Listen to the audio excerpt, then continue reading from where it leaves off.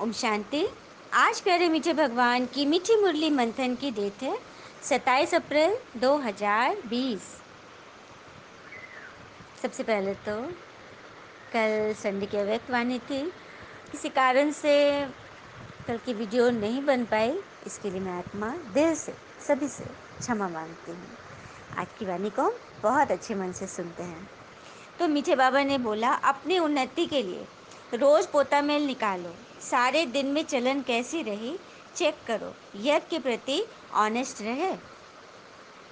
भगवान कह रहे हैं कि अपनी उन्नति के लिए रोज पोता मेल निकालो। पोता मेल सिंधी वर्ड है, इसका अर्थ है अपना रजिस्टर चेक करो।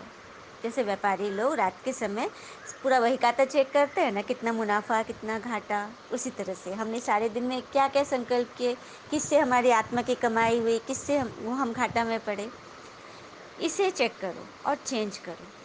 यज्ञ के प्रति ऑनेस्ट रहो और सदा ये अपने मन में ठानो कि जीतूंगा तो मैं। ये खुद से वादा करो। जितना सोचते हो कोशिश उससे ज़्यादा करो। तकदीर भी रूठे पर हिम्मत न टूटे। मजबूत अपना हर दिन इरादा करो। है ना बड़ी बात। घना कोहरा सा दिखता है रास्ता, मगर कदम तो बढ़ाना ही है ना, खुद पे भरोसा करना है। जैसे एक बार एक आदमी ऊपर से शांत मगर अंदर बवंडर मचा हुआ है कि ये प्रॉब्लम जो मेरे सर पे खड़ी, मैं इसे कैसे निजात पाऊंगा। और उसको लगा कि अब तो मुझे जीवन बिल्कुल दान ही कर देना। वो सागर के किनारे खड़ा होकर सोच रहा था, बहुत बवंडर मचा हुआ था कि मैं क्या करूं, कहीं रास्ता नहीं दिख रहा है, एकदम बेचैन। तभी उसने देखा कि किसी किसी व्यक्ति ने उसके कंधे पर हाथ रखा। जब मुड़ के देखा तो देखा एक बुजुर्ग है। उन्होंने पूछा, क्या हुआ, क्या मैं तुम्हारी कुछ मदद कर सकता हूँ? क्योंकि बहुत परेशान हताश दिख रहा था ना, निराश। तो एकदम रुआसा होके बोला कि नहीं, कोई मेरी मदद नहीं कर सकता, आप भी नहीं मदद कर सकते, क्या आप मेरी मदद करेंगे? वो तो उसको चिढ़ा के बोल रहा था ना कि बड़ा है मेरी मदद करने। तो हाँ बोलो क्या, तो क्या आप मुझे $1,00,000 दे सकते हैं? हाँ, $1,00,000 का मेरे पर लोन चढ़ा हुआ है, चुकाने के मेरे पास पैसे नहीं है, इसलिए मैं अपने जीवन देने जा रहा था। मतलब इतना वो निराश था। तो उस व्यक्ति ने कहा कि बस इतनी सी बात। उसने जेब में से चेक निकाला और साइन किया और उसे दे दिया कि मेरा नाम फलाना है, मैं इस शहर का सबसे बड़ा मतलब मिलियनर टाइप हूँ, तो मैं तुम्हें ये चेक दे रहा हूँ। तो बोला कि अरे ये क्या, उधर नहीं, कोई बात नहीं, तुम चुका देना, फिर तुम जब 1 साल के बाद मैं तुमसे मिलूंगा, तुम मुझे अपना कर्जा लौटा देना। उसने इतनी अच्छे से बोला कि वो एकदम हतप्रभ रह गया, समझ में नहीं आ रहा था कि मैं क्या करूं। लेकिन उसके बाद वो व्यक्ति चला गया। अभी सोचने लगा कि ये कौन आए, किसने मेरी मदद की। बस उठकर खड़ा हो गया। अचानक उसने चेक देखा कि न जानते हुए भी उन्होंने मुझे इतना बड़ा मेरे पर भरोसा किया। हाँ, मतलब उसके मन में ये आया कि वो व्यक्ति तो मुझे नहीं पहचानता था, लेकिन मेरे पर इतना भरोसा करके मुझे 1,00,000 का चेक दे दिया, डॉलर का। सो उसने मुझे अनजान पे इतना भरोसा किया, तो क्या मैं खुद पर भरोसा नहीं कर सकता? ये मन जब उसके विचार जब उसके मन में आया ना, तो उसने क्या किया, चेक को जाकर घर में ड्रॉअर में रख दिया और उसके बाद खूब मन लगाकर हिम्मत से एकदम जुट गया, बुद्धि से, अपनी नॉलेज से, अपनी पढ़ाई से। और वो पीछे गया ही नहीं कि मेरे साथ क्या हुआ था। और वो एकदम पॉजिटिव होकर कि जब कोई अनजान मुझ पर भरोसा कर सकता है तो मैं क्यों नहीं। और जब मेरे साथ भगवान है, हाँ, तो कितनी बड़ी बात है ना। और सच में, और इतनी लगन से उसने काम किया ना कि उसका बिजनेस फिर से खड़ा हो गया और वो बिल्कुल कर्जा चुकाने के इसमें आ गया। उसने पैसे भी कमा लिया, कर्जे भी चुका दिया। और 1 साल के बाद मिलने का उन्होंने मीटिंग किया था कि हम मिलेंगे इसी जगह पे। तो वो जब 1 साल हुआ तो सागर किनारे आया, तो थोड़ी देर में देखा कि वो व्यक्ति आ रहा है। तो बड़ा खुश हुआ कि चलो नियम के पक्के हैं, वादे के, हम लोग मिल रहे हैं, मैंने चेक लौटा दूंगा, मैंने तो कुछ इसे यूज ही नहीं किया। वो आदमी आ रहा था, आगे आगे पीछे पीछे 2 नर्स आ रही थी। हाँ, तो वो आदमी आया और उससे कुछ बात करता, तब तक वो नर्स उसको पकड़ कर ले गई। एक ले गई तो दूसरे पीछे थी, तो इसने पूछा कि क्या है, क्यों ले जा रहे हो इसे? ये तो बहुत बड़े आदमी हैं, इन्होंने मुझे 1 लाख का चेक भी दिया था। तो हंसने लगी कि, और ये तो नामी जो नाम बताया कि रॉकफेलर की, क्या बहुत बड़ा आदमी है यहाँ का। तो बोले, कह रहे नहीं, इसकी शक्ल उस आदमी से मिलती है, ये सबको यही कहता है कि मैं वो हूँ, और नकली चेक सबको देता है। तो बस तब से मन में यही सोच रहा था वो, कि वो व्यक्ति भल उसका संतुलन दिमागी ठीक नहीं था, वो ऐसे सबके साथ करता है, लेकिन उसने मेरे ज़िंदगी को तो बना दिया। उसने मुझे तो जीना सिखा दिया, मुझे तो विश्वास करना सिखा दिया। अब मैं कभी भी ये निराशा वाले वर्ड तो बोलूँगा ही नहीं कि मेरा दिन कब आएगा। मेरा दिन तो समझ लो अभी से आ गया, यह सोचना है ना बड़ी बात। तो बस हमें ऑनेस्ट रहना है खुद के प्रति, और यही भगवान हमसे चाहते हैं। प्रश्न है, किन बच्चों के प्रति पिता का बहुत रिगार्ड है, उस रिगार्ड की निशानी क्या है?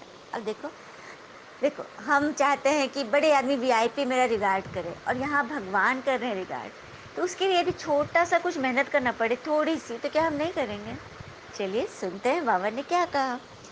तो बाबा कह रहे हैं, जो बच्चे पिता के साथ सच्चे रहते हैं, यज्ञ के प्रति ईमानदार रहते, कुछ भी छिपाते नहीं, उन बच्चों प्रति बाबा का बहुत रिगार्ड है। देखा, सच्चे दिल तो मुराद हासिल, सच्चे दिल पर साहब राजी, दिल सच्चा तो सच तो बिठो नच, कितने सारे कहावत है ना सच के बारे में, क्योंकि सच परेशान जरूर होती है, लेकिन वो हारता नहीं है।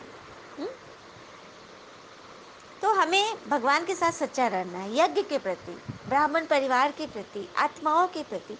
अब ऐसा लगता है ना कि मिले नहीं है किसी से, लेकिन उसके वाइब्रेशन टच होती है ना। हाँ, तो ये क्या है? यही तो है सच्चा स्नेह, आत्मिक स्नेह है। आत्मा जान रही है उसको, शरीर नहीं जान रहा, लेकिन आत्मा जानती है, क्योंकि यदि भगवान से जुड़े हुए हैं तो जरूर हमारा कोई कनेक्शन है ना, रूहानी कनेक्शन। तो भगवान से हमें कुछ भी छिपाना नहीं है। रिगार्ड होने के कारण बाबा हमें प्यार से उठाते हैं, पुचकार देते हैं, सर्विस पर भी भेज देते हैं। बच्चों को सच सुनाकर श्रीमत लेने की अकल होनी चाहिए। कितनी सुंदर बात है ना, मतलब सच सच ही खाओ, सच ही पहनो, सच ही जियो, एकदम सच में रहो। हाँ, और कभी भी मतलब इच्छाओं के मतलब इसके इसमें ग्रिप में नहीं आना है। हाँ, इच्छाओं से परे समभाव में रहना है। गीत है आज का, महफिल में जल उठी शमा तो परवाने आ गए। सही बात है, हम घर में भी एक मोमबत्ती जला के रखते हैं तो कितने कीट पतंगे आ जाते हैं ना। तो वही बाबा इसको बहुत अच्छी रीति क्लियर करेंगे। ओम शांति। अब ये गीत में हुआ, हाँ, कि क्षमा आई तो परवाने आ गए। तो कौन सी क्षमा यहाँ आई है? जब परमात्मा आ जाते नीचे, परमात्मा ज्योति है ना, तो ज्योति मीन्स क्षमा। जब वो क्षमा आते हैं तो सारे बच्चे रूपी, ब्राह्मण बच्चे रूपी परवाने उनको पकड़ लेते हैं, है ना, उन पर फिदा होने लगते हैं। और फिदा होने भी 2-3 तरह से होता है। एक होता है कि सिर्फ फेरी लगा के चले जाते हैं। हुँ? एक होते हैं कि दूर से देख रहा है, उसको अच्छा लग रहा है, लाइट अच्छा लग रहा है। लेकिन एक होते हैं कि घूमते घूमते घूमते एकदम समा के साथ जुड़ जाते हैं, फिदा हो जाते हैं। इसे कहते हैं बलिहारी जाना। ये बलि चाहिए भगवान को, कोई जानवरों की बलि नहीं, पशुओं की बलि नहीं, मैं की बलि। हाँ, तन मन धन बलिहारी। ये तन भी तेरा, मन भी तेरा, धन भी तेरा, जन भी तेरा। ये जो परिवार मिले, ये रिश्ते हैं, ये घर समाज है, ये सब कुछ भगवान का दिया हुआ है, जिसे हमें अमानत के रूप में प्रयोग करना है। और अमानत में खयानत तो बिल्कुल नहीं करनी। बाबा ने हमें ये सर्विस दी है, ये शरीर दिया है, ये माइक दिया है, कि ज्ञान सुनाने के लिए ये बुद्धि दी है। इसका हम ईश्वर प्रति यूज़ करें, सही रीति यूज़ करें, और घर परिवार में भी सेवा के रूप में यूज़ करें। कभी भी नहीं समझे ये अहंकार नहीं करना है कि हम अमीर है तो हम गरीब को दान दे रहे हैं, हम तो इतना करते नहीं। किसी बात का अहंकार नहीं। हो सकता पिछले जन्म का अपना हिसाब चुकता कर रहे हो, उसने मुझे दिया हो, और यही होता है ना। तो बस क्षमा आई और सभी परवाने लटक गए उसमें।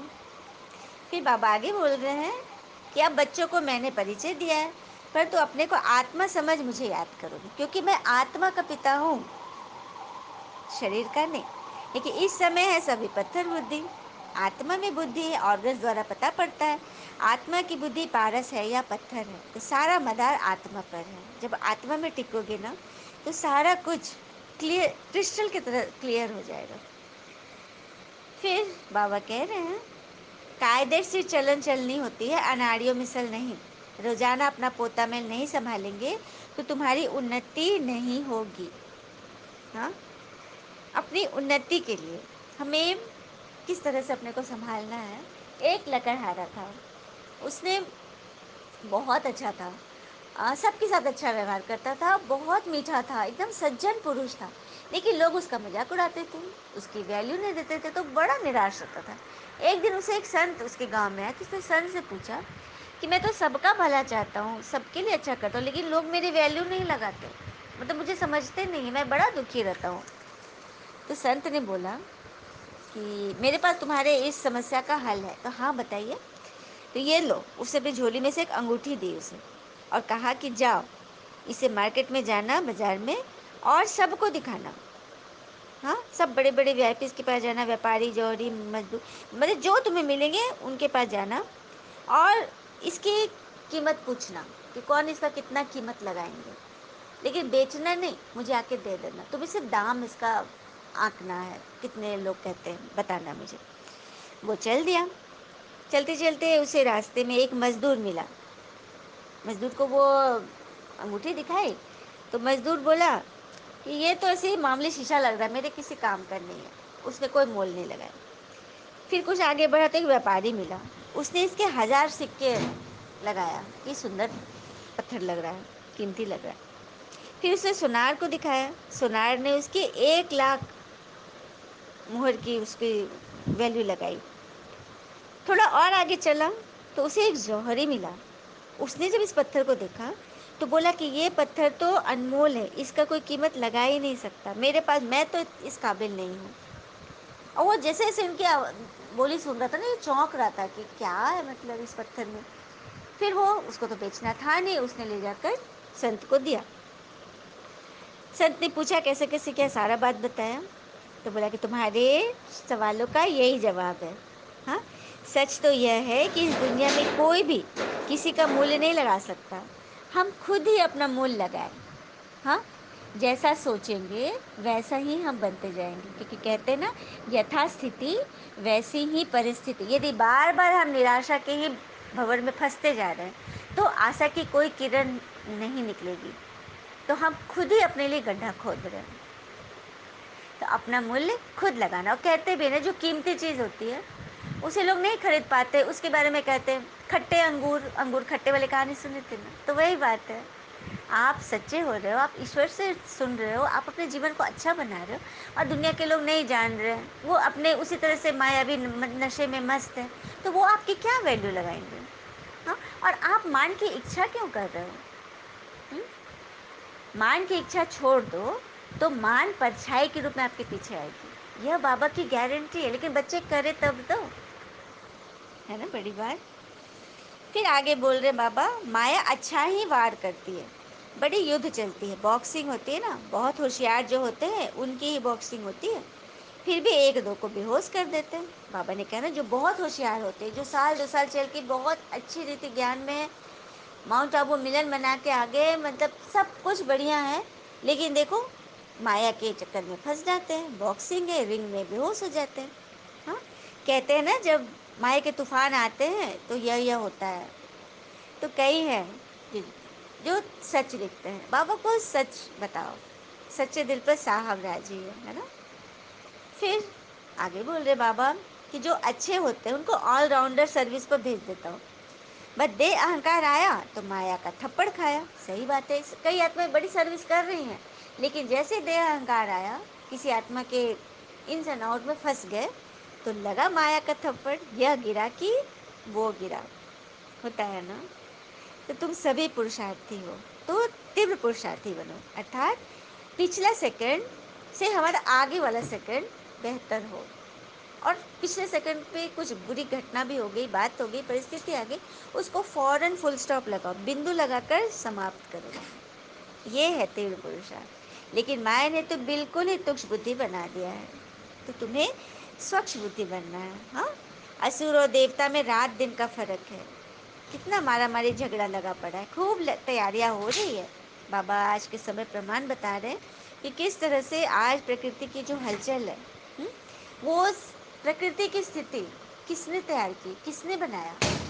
भगवान ने तो एकदम सुंदर प्रकृति दी थी। हाँ, सतो प्रधान प्रकृति दी थी। सब कुछ, हवा, जल, पृथ्वी, अग्नि, आकाश, सब एकदम पवित्र थे। लेकिन हम मनुष्यों ने सोच सोच कर अपने फायदे के लिए कितना नुकसान करा दिया। हाँ, तभी तो प्रकृति इतनी गंदी हो गई। तो हलचल में तो आएगी ही आएगी। तो जो हमने बोया हमारे पास आया हुआ है। हाँ, तो इसमें घबराना क्या है? बस अब से भी हम अपने संस्कारों को ठीक कर लें, कम से कम अपनी सोच को तो सही करें। हुँ? फिर बाबा आत्माओं से कहते हैं, माँ में कम याद करो, यह भी समझ से याद करना है। ऐसे ही शिव शिव तो बहुत करते रहते हैं। कहते हैं ना, मुंह में राम बगल में छुरी, ऐसे नहीं। बगल में छुरी अर्थात कि बगल में किसी की बात रखे हुए, उसने ऐसे बोला वैसे बोला, नहीं, बिल्कुल नहीं। पहले पहले तो यह पक्का करो कि मैं आत्मा हूँ। पिता का परिचय बुद्धि में अच्छी रीति धारण करो। अंतर्मुखी बच्चे ही अच्छी रीति समझ सकते हैं। अंतर्मुखी अर्थात अंदर ही अंदर पिता से बातें चलती रहे, कुछ बातें हो रही हैं, प्रॉब्लम्स आ रहे हैं, परिस्थिति आ रही हैं, हम हलचल में आए भी, लेकिन अगले ही पल हम उससे बाहर निकल जाएं। तो यज्ञ में रहने से बड़ा ऑनेस्ट बनना चाहिए, मतलब ईमानदार बनना है। भगवान के यज्ञ में की संभाल के लिए हम हैं, तो खान पान, वातावरण सब कुछ सुधरा हुआ होना चाहिए। हुँ? समझाने की भी युक्ति चाहिए। सारा दिन विचार सागर मंथन होता रहता है। यह बाबा भी विचार सागर मंथन करते थे। ब्रह्मा भगवान बता रहे बाबा कि ये भी तो विचार सागर मंथन करके ही नारायण का पद पाए ना। तो तुम बच्चों को तो 2 इंजन मिली हुई है, क्योंकि चढ़ाई बड़ी है ना। हाँ, पहाड़ों पर जब कोई गाड़ी ले जाई जाती है ना, तो उसको 2 इंजन होते हैं। एक तो ऊपर खींच रहा है, और नीचे यदि वो ढलान पर भी आ जाता है, बैलेंस खोता है, तो नीचे वाले इंजन से उसको वो ठीक करता है। तो बस वही है, हमें भी 2 इंजन मिले हुए, एक है पिता परमात्मा और दूसरे हमारे अलौकिक पिता ब्रह्मा बाबा। ये 2 इंजन हमारी गाड़ी को ऊंची पहाड़ी पर ले जा रहे हैं, तो हमें बिल्कुल भी घबराना नहीं है। हाँ, माया का ग्रहण व तूफान लगता है तो एकदम नीचे गिरकर पुर्जा पुर्जा हो जाते हैं। सच बात है ना। थोड़ी ही सर्विस की तो अहंकार आ जाता है, गिर पड़ते हैं। समझते नहीं है कि पिता के साथ साथ धर्मराज भी हैं। बाबा ने देखो मुरली में ये पॉइंट बताई है कि जब भी कुछ ऐसा कड़े शब्दों में कुछ सुनना पड़ रहा है, इसका अर्थ है कि वहाँ धर्मराज बैठा है, क्योंकि भगवान को हमारे पर बहुत भरोसा है। उस वक्त बाबा धर्मराज बनकर हमारा हिसाब करते हैं। हुँ? तो कभी भी यह नहीं सोचना है कि मेरे साथ बुरा हुआ, यह समझना है कि जो कुछ भी हुआ वो जाने के लिए आया है। अब तो हम अच्छी रीति तैयार हो जाएं। बाबा हमसे क्या चाहते हैं, इसके लिए बड़ी विशाल बुद्धि चाहिए। हाँ, फिर आगे बोल रहे हैं, बाबा की श्रीमत तो मशहूर है। श्रीमद् भगवत गीता शास्त्र को कितने रिगार्ड देते हैं, कितना रिगार्ड करते हैं। हाँ, गीता ही सर्व शास्त्रों की जननी है ना। और भगवान ने सिर्फ एक अर्जुन को ज्ञान नहीं सुनाया। यह मत समझना सिर्फ अर्जुन के लिए था। कभी भी हे अर्जुन गाया जाता है, हे भीम नहीं। भीम का कहीं गायन है? भीम हाँ शक्तिशाली थे, लंबे चौड़े थे, लेकिन गायन होता है अर्जुन का, क्योंकि अर्जुन बलवान के साथ साथ धनुर्धरी विद्या में प्रवीण होने के साथ साथ ज्ञान का अर्जन भी किए। जो श्री कृष्ण ने, परमात्मा ने श्री कृष्ण के मुख से सुना है, उसे जीवन में उतारते चले गए। तभी तो वो अर्जुन बने, कहलाए, है ना। ज्ञान का अर्जन कर जीवन में उपार्जन करना ही तो अर्जुन बनने की निशानी है। तो यहाँ तो बाबा का हर एक बच्चा अर्जुन बनने की राह पर चल पड़े हैं, है ना। अब देखना है कि कौन कितनी जल्दी इस परीक्षा में पास होते हैं, स्कॉलरशिप ले लेते हैं। अच्छा, मीठे मीठे बच्चों प्रति भगवान के नमस्ते। हम बच्चों के भी प्यारे शिव पिता को नमस्ते। और बाबा दिल से सभी आत्माओं की तरफ से आपको वेरी वेरी गुड मॉर्निंग। धारणा के लिए मुख्य सार है, पहली पॉइंट, अंतर्मुखी बनकर शरीर के भान से परे रहने का अभ्यास करना है। खान पान चाल चलन सब सुधारना है, सिर्फ अपने को खुश करके अलबेला नहीं होना है। हाँ, ऐसा नहीं कि हम तो बहुत अच्छा ज्ञान में चल रहे हैं, ज्ञान में हम चल रहे हैं या ज्ञान हम में चल रहा है, ये फ़र्क है। हाँ, इसे चेक करना। दूसरी पॉइंट है, चढ़ाई बहुत ऊंची है, इसलिए बहुत बहुत खबरदार होकर चलना है। कोई भी कर्म संभाल कर करना है, अहंकार में नहीं आना है। उल्टा कर्म करेंगे तो सजाएं भी तैयार हो जाएगी। गांठ बांधनी है कि हमें धर्मराज से हमारा सामना न हो, है ना बड़ी बात। तो बाबा की वाणी में तो सदा बड़ी बात ही रहती है। हर एक लाइन पर सभी बोल सकते हैं, है ना बड़ी बात, सुंदर बात है ना। तो हम सभी बाबा की वरदान से खुद को भरपूर करते हैं कि बाबा ने आज हमें क्या वरदान दिया, हम उस पर विचार करेंगे, है ना।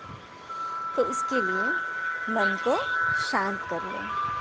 कई आत्माओं के मन में हलचल आती है कि रात स्वप्न में कुछ ऐसा देखे, या मन बहुत घबरा गया, बहुत सारी बीती बातें याद आती रहती हैं, भविष्य की चिंता सताती। अभी लॉकडाउन का समय है, तो क्या होगा, कैसे होगा, कैसे कोरोना वायरस से मुक्ति पाएंगे। उसके लिए सबसे बेहतर है कि हम अपने घर में रहें और जास्ती बाज़ार की चीज़ों के ताक में नहीं रहें। जो घर में अवेलेबल है उसे प्रेम से ईश्वर की याद से बनाएं और याद से ही खाएं। हाँ, हम सुरक्षित हैं घर में। तो घर में भी है तो घर में चलिए 4 लोग हैं, हाँ 8 लोग हैं, 2 लोग हैं, जैसे भी जिसके घर में परिवार है, तो लगातार हम एक साथ रह रहे तो कुछ कुछ बातें मन में आती हैं। तो उसके लिए हम एक छोटी सी प्रैक्टिस करते हैं, बहुत सुंदर है। चलिए सभी तैयार हो जाइए, एकदम आराम से बैठिए, कमर सीधी, कंधे ढीले नहीं होने चाहिए, कमर सीधी इरेक्ट। श्वासों पर ध्यान फोकस करते गए,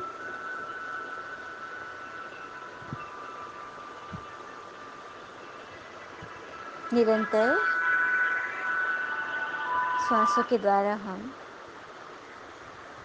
अपने को शांत करें और फील करें, अपने मन को देखें कि मेरा मन एक बड़ा सा कमरा है। जैसे कोई रूम हम देखते हैं ना, कमरा विजुलाइज कीजिए, एक कमरे को देखिए कि मेरा मन एक कमरा है और उस कमरे में काले काले छोटे छोटे पत्थर भरे पड़े हैं, जो हमारी अतीत की बातें के रूप में, भविष्य की चिंता, वर्तमान में आत्माओं के सभी के अवगुण, उसमें ऐसे कमी है, उसमें ये है, उसने ऐसे बोला, उसने ऐसे किया, उसने ऐसे देखा, ऐसे मुस्काया, बहुत सारी बातें आ जाती है सबके, उसने मुझे ऐसे चीट किया, सबकी बात को हम मन के कमरे में भरे पड़े हैं। काले रंग के एकदम गंदे से पत्थर से भरा पड़ा है पूरा कमरा। और जैसे जैसे हम परमात्मा की याद में रहते हैं, भगवान की श्रीमत पे चलना शुरू करते हैं, हमारे मन के उस कमरे से एक एक करके वो पत्थर बाहर निकल रहा है। विजुलाइज कीजिए, कमरे में काले काले गंदे पत्थर पड़े हैं और ज्ञान की रोशनी से, शक्ति से वो पत्थर एक एक करके रूम से बाहर निकल रहे हैं और हवा में गुम होते जा रहे हैं। विजुलाइज कीजिए, धीरे धीरे करते हुए सारे पत्थर, सारे दर्द, सारी तकलीफ़ें, वो सब निकलते जा रहे हैं और कमरा मेरा खाली होता जा रहा है। धीरे धीरे एक एक पत्थर बाहर निकल रहे हैं। अब मेरा मन एकदम खाली। अब उस मन में एक प्रकाश को अनुभव करें, पॉइंट ऑफ लाइट, जगमग सितारा। मैं आत्मा इस कमरे में विराजमान हूँ अपने पिता परमात्मा के साथ, क्योंकि जब कमरा खाली होगा तभी तो परमात्मा उसमें बसेंगे। एक भी ईंट पत्थर होंगे, एक भी गंदगी होगी, भगवान तो वहाँ से उड़ जाएंगे। अब जैसे हम किसी चीफ गेस्ट को घर बुलाएं, हाँ, कोई बड़ा नामी गामी वीआईपी आ रहा है, तो उस कमरे में क्या हम कोई गंदगी रखेंगे जो बदबू आए? जिस बेड पर बिठाएंगे उस पर क्या कुछ गंदी चीज़ रखेंगे? नहीं ना।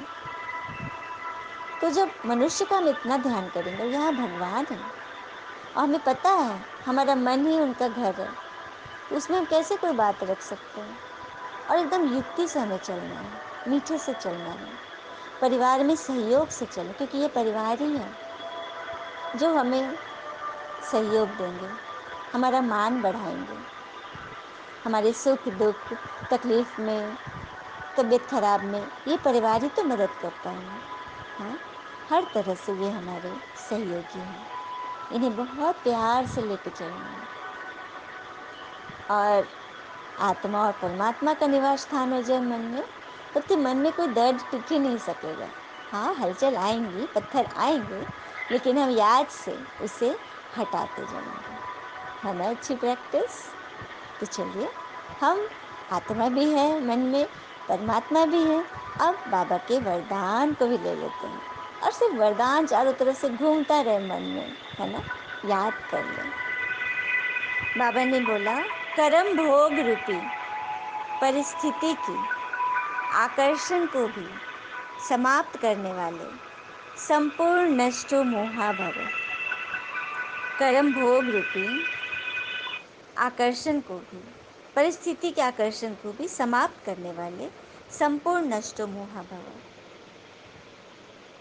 अर्थात प्रकृति द्वारा, व्यक्ति द्वारा, वस्तुओं द्वारा शारीरिक कर्म भोग के रूप में जो परिस्थिति हमें अपनी तरफ आकर्षित करती है, उनके आकर्षण से हम मुक्त हो जाएं। कोई भी देह की व देह की दुनिया की परिस्थिति स्थिति को हिला नहीं सके, क्योंकि परिस्थिति अर्थात पर जोड़ स्थिति माना पराई स्थिति, पराई स्थिति कभी भी स्वस्थिति न बने। ऐसी स्टेज तक पहुँचेंगे तभी सेकंड में मास्टर सर्वशक्तिवान स्वरूप में स्थित हो सकेंगे। स्लोगन है, पवित्रता का व्रत सबसे श्रेष्ठ सत्यनारायण का व्रत है, इससे ही अतीन्द्रिय सुख समाया हुआ है। सत्यनारायण का व्रत हमने बहुत किया, भक्ति में तो यही सब करते हैं, लेकिन कभी भी किसी का मन एकदम क्लीन हो गया, बातों को क्षमा कर दिया, हाँ उस वक्त पूजा पाठ में लगे हैं तो मन थोड़ा फंसा हुआ है, लेकिन जैसे कीर्तन हुआ, आरती हुई, भोग खाया, फिर से मन में वही वही वही सवाल आ गए। होता है ना, इसमें कोई अतिशयोक्ति नहीं है, सच बात है। लेकिन यहाँ सच्चा सच्चा सत्यनारायण का व्रत यह है कि हमें खुद सत्यनारायण की दुनिया में पहुँचना है। तो ऐसा व्रत लें जिससे हम वहाँ तक पहुँचे।